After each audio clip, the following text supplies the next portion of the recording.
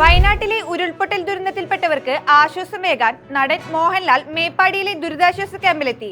Army ക്യാമ്പിലെത്തിയ ശേഷമാണ് lieutenant colonel കൂടിയായ മോഹൻലാൽ ദുരിതബാധിത പ്രദേശങ്ങളിലേക്ക് എത്തിയത്.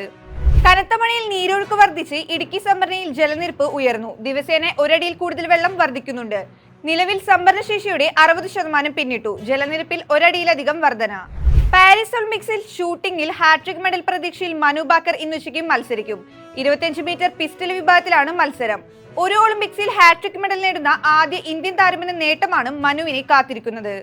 തൃശൂർ സംസ്ഥാന പാതയോരത്തെ കുറാഞ്ചേരി മലയിൽ വീണ്ടും മണ്ണിടിഞ്ഞതായി വനപാലകൻ. കുറാഞ്ചേരി വനഭൂമിയിലെ 50 അടിയിലധികം ഉയരമുള്ള കുന്നിൽ 1.5 സെന്റിമീറ്ററോളം സ്ഥലത്താണ് മണ്ണിടിഞ്ഞത്.